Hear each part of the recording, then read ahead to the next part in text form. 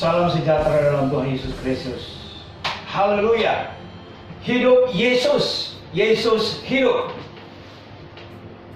Saat ini kita akan mendengarkan firman Tuhan, menghadapi situasi dan keadaan yang saat ini melanda seluruh Indonesia, menjadi kekuatan iman kita yang percaya kepada Tuhan yang Maha Esa. Kita tundukkan kepala sejenak dan kita berdoa. Bapa Sorga, kami akan membaca Alkitab, mendengarkan firman-Mu saat ini.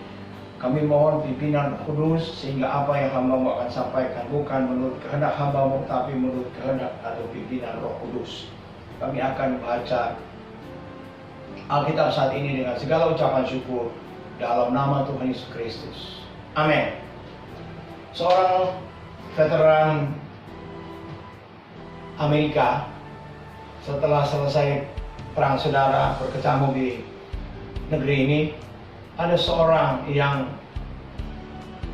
berjalan ke sana kemari, ya. Dan dia memberitahu kepada teman-teman, saya kenal dengan Presiden Abraham Lincoln, saya kenal dengan Presiden Abraham Lincoln, ya. Tetapi sayangnya dia pergi dari satu tempat ke tempat yang lain, minta bantuan.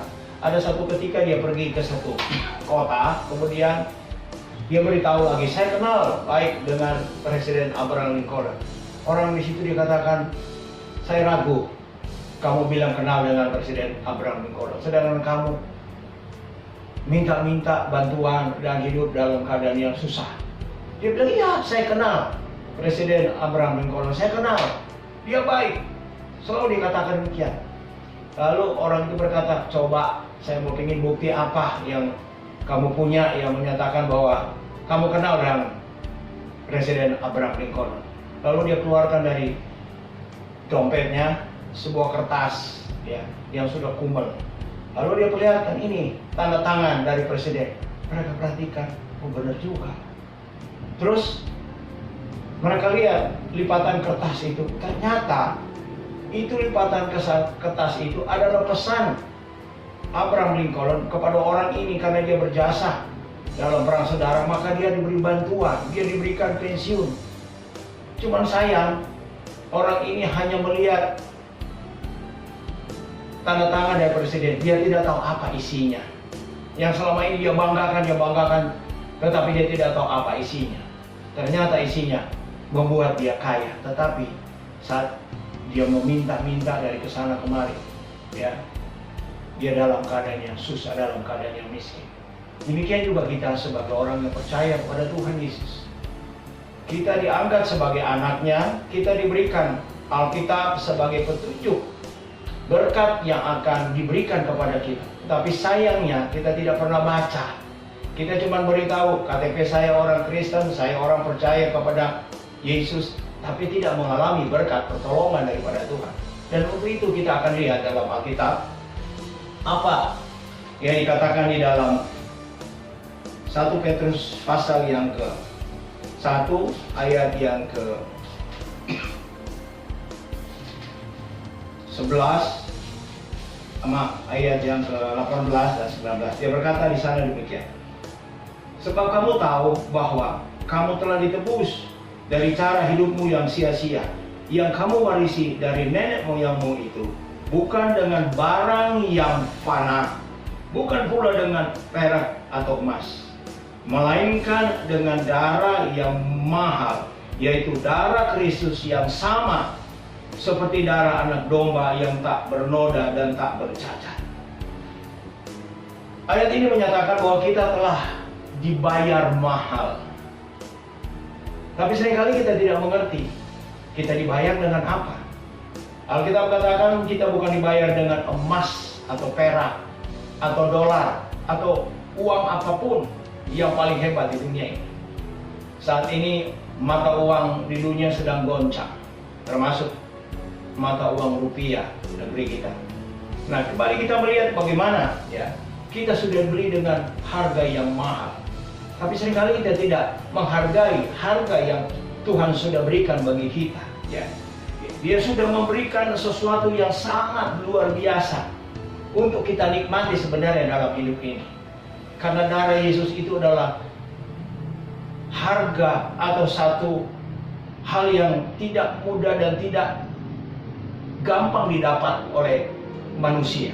Kalau emas kita bisa tambang, perak bisa kita tambang, uang kita bisa cari. Tapi dari Yesus kita tidak bisa dapatkan begitu mudah. Karena yang memberi itu adalah Dia sendiri. Itulah kehidupannya yang Dia berikan untuk kita. Ya. Sehingga kita melihat Dia katakan kita begitu mahal. Ya. Kalau kita lihat kisah mengenai orang Israel ketika mereka akan keluar dari tanah Mesir, mereka diperhamba, dijajah oleh orang Mesir pada waktu itu. Mereka berseru kepada Tuhan, minta pembelaan dari Tuhan. Lalu Tuhan dengar. Untuk mengeluarkan orang Mesir dari orang Israel dari tanah Mesir, Tuhan harus melakukan sesuatu terobosan. Dia beritahu kepada orang Israel, kita baca di dalam Keluaran pasal yang ke-12 ayat 5, kemudian sampai ayat 24. Di sana kita lihat ayat itu berkata demikian, ya. Keluaran pasal 12, ya, di mana ayat 5 dikatakan, anak domba itu harus jantan, tidak bercela, berumur setahun. Kamu boleh ambil domba atau kambing. Kemudian saya lanjut ayat 21. Lalu Musa memanggil semua tua-tua Israel serta berkata kepada mereka, pergilah, ambillah kambing domba untuk kaummu dan sembelihlah anak domba Paskah. Kemudian kamu harus mengambil seikat hisop dan celupkannya dalam darah yang ada dalam sebuah pasu, dan darah itu kamu harus sapukan pada ambang atas dan pada kedua tiang pintu. Seorang pun dari kamu tidak boleh keluar pintu rumahnya sampai pagi. Ayat 23. Dan Tuhan akan menjalani Mesir untuk menulahinya. Apabila ia melihat darah pada ambang darah pada ambang atas dan pada kedua tiang pintu itu, maka Tuhan akan melewati pintu itu dan tidak membiarkan pemusnah masuk ke dalam rumah untuk menulahi. Ayat 24, kamu harus memegang ini sebagai ketetapan sampai selama-lamanya bagimu dan bagi anak-anak. Ini sebuah kisah di mana orang Israel menghadapi maut yang sudah ditentukan oleh Tuhan akan terjadi di tanah Mesir. Tetapi Tuhan memberikan jalan keluar kepada orang Israel, yaitu Dia memberitahu setiap keluarga menyembelih seekor domba atau kambing yang berusia 1 tahun. Kemudian darahnya dioleskan di jenang pintu dan ambang pintu, sehingga ketika malaikat maut akan melewati tanah Mesir, maka setiap rumah yang dilihat ada darah, maka malaikat itu akan melewati rumah itu. Dan demikianlah terjadi. Semua rumah yang tidak ada tanda darah, maka di situ ada tangisan, ada duka cita, karena anak sulung dari rumah itu diambil oleh maut. Tetapi rumah Israel yang ada tanda darah itu tidak ada kematian di situ, tidak ada duka cita di situ, karena Tuhan meluputkan mereka karena melihat darah. Demikian juga darah menjadi penolak. Saya katakan penolak apa? Saat ini kita sedang berhadapan dengan corona. Tidak ada satu obat yang ditemukan di dunia ini dapat melawan corona. Tidak ada. Belum. Orang kaya, orang pintar, semua berusaha untuk mencari keselamatan menghadapi corona, tapi tidak mampu. Tapi saya ingin kembali melihat sejarah yang dialami oleh orang Israel.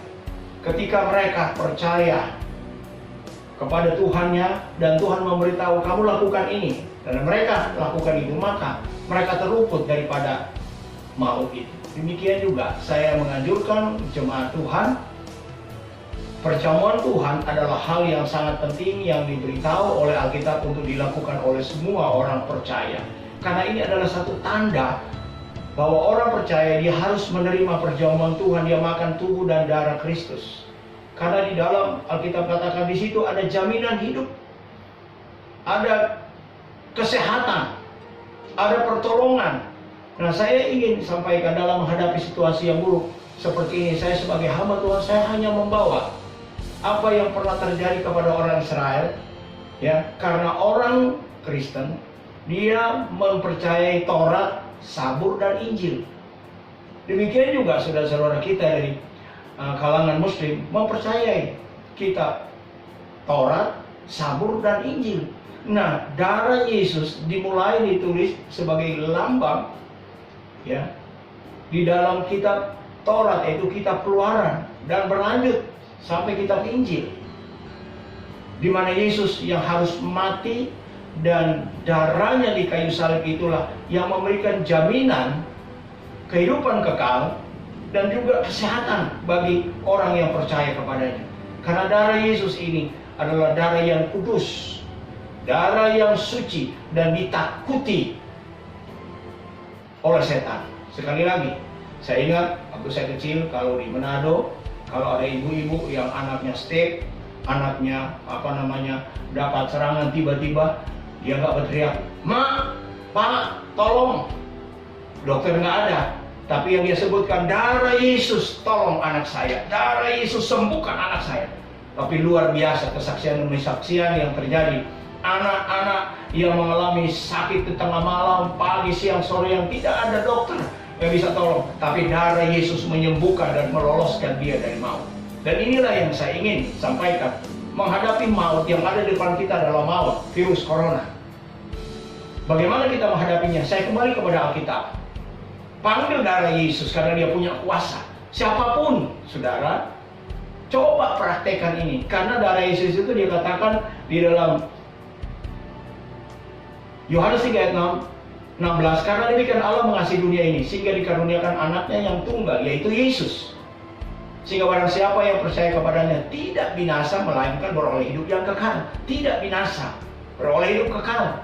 Bukan hanya hidup kekal yang dijanjikan oleh Yesus, tapi selama hidup dalam dunia ini menghadapi sakit penyakit, darah Yesus punya kuasa untuk menyembuhkan. Dan praktekkan, saudara. Dalam situasi yang ada, saudara takut malam, saudara nyesak malam, darah Yesus tolong saya. Panggil darah Yesus, disertai dengan nama Yesus, ya, yang punya kuasa itu akan memberikan pertolongan. Dicoba, saudara, jangan cuma bilang, "Oh, saya sudah tahu." Tidak, Alkitab harus dibuktikan. Orang Israel harus membuktikan, dia yakini kepada keluarga Israel di tanah Mesir, oles di ambang pintu darah itu, maka itu ada kuasa yang akan melindungi.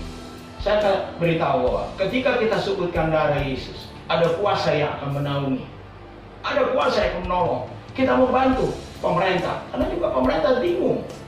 Tapi saya percaya kalau saudara yang mendengar kabar gembira, kabar baik, keselamatan dan proteksi, saudara praktekkan. Dalam nama Yesus, ada darah Yesus, kita diberikan keleluasan untuk menggunakan nama Yesus itu berlapis-lapis.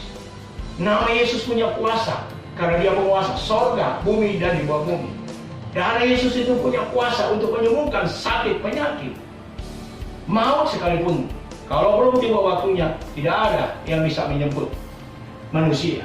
Nah, itu yang kita lihat di dalam kitab Keluaran pasal yang ke-12. Kemudian kita lihat kembali, ya, di dalam 1 Korintus 6 ayat 19 dan 20. 1 Korintus pasal yang ke-6 ayat 19 dan 20, dia katakan, "Atau tidak tahukah kamu bahwa tubuhmu adalah bait Roh Kudus yang diam di dalam kamu, Roh Kudus yang kamu peroleh dari Allah, dan bahwa kamu bukan milik kamu sendiri, sebab kamu telah dibeli dengan harganya yang telah lunas dibayar. Karena itu muliakanlah Allah dengan tubuhmu." Kita telah dibeli dengan harga yang lunas, dibayar, bukan dikredit, bukan dikasih pinjaman, tetapi lunas dibayar. Oleh apa?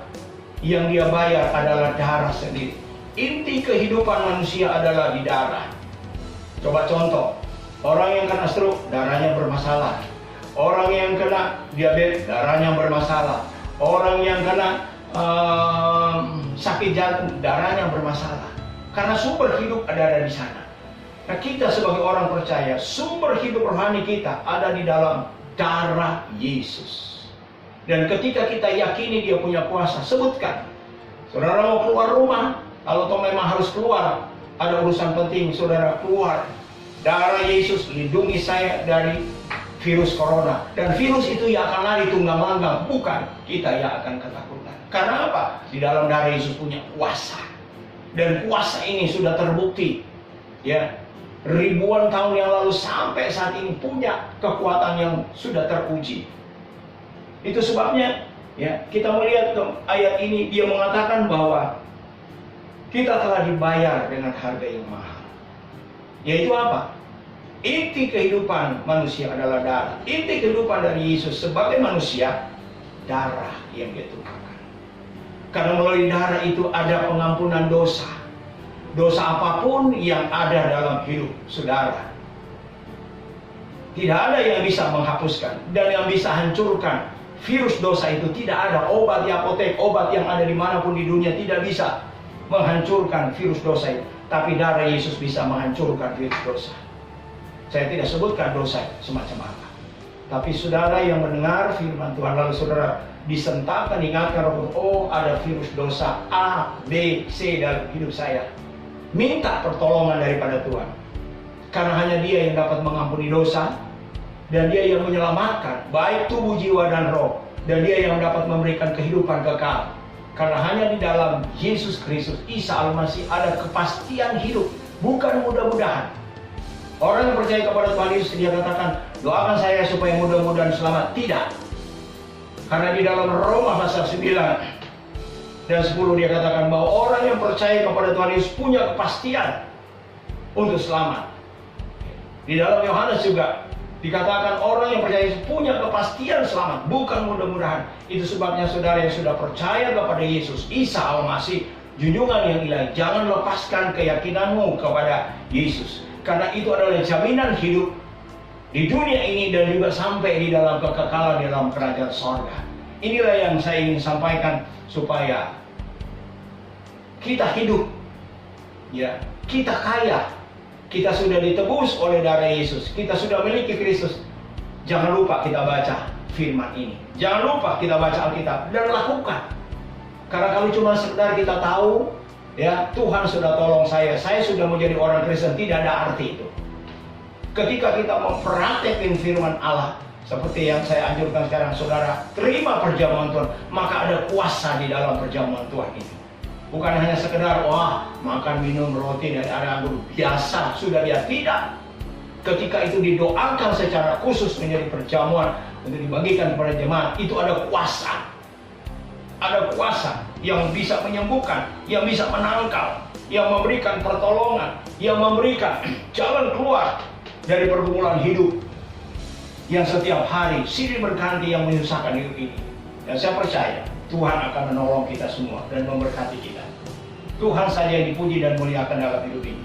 Kita tundukkan kepala dan kita berdoa untuk firman Tuhan yang kita sudah dengar saat ini. Bapa Sorga, terima kasih kami telah mendengarkan firman-Mu. Kami adalah orang-orang yang kaya di dalam Tuhan. Tapi seringkali kami jadi miskin karena kami tidak mempraktekkan firman Allah. Sehingga kami seperti terlunta-lunta dalam perjalanan hidup di dunia ini. Kesana kemarin minta pertolongan. Padahal pertolongan sesungguhnya hanya ada di dalam Yesus. Dan kami berdoa bagi setiap telinga yang mendengar, mereka akan percaya dan praktekkan firman Allah. Sekecil apapun yang mereka tahu, praktekkan dalam hidup, maka itu ada kuasa di dalamnya. Terpujilah nama-Mu, berkati semua pendengar dan pemirsa yang mendengarkan pemberitaan firman Allah saat ini. Dalam nama Yesus Kristus, Isa Al-Masih, junjungan yang ilahi, kami sudah berdoa dan ucap syukur. Amin. Saudara-saudaraku, kita akan masuk dalam perjamuan Tuhan saat ini. Kita akan melakukan firman yang diajarkan oleh Tuhan, bahwa perjamuan ini punya janji Tuhan di dalamnya. Mengingat kematiannya berarti kita ingat bagaimana Dia tebus dosa kita, Dia ampuni dosa kita dengan membayar. Dengan apa? Dengan darahnya sendiri. Itu sebabnya saat ini kita akan menerima perjamuan Tuhan, di mana kita akan melakukan bersama-sama. Sebelumnya saya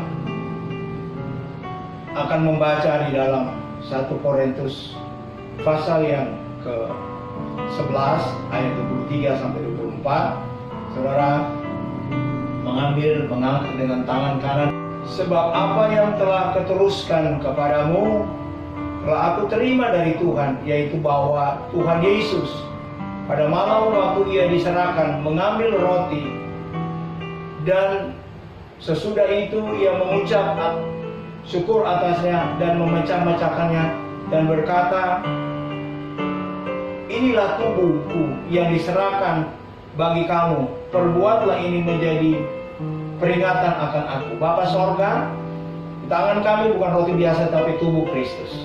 Dan Alkitab menulis melalui bilur-bilur Yesus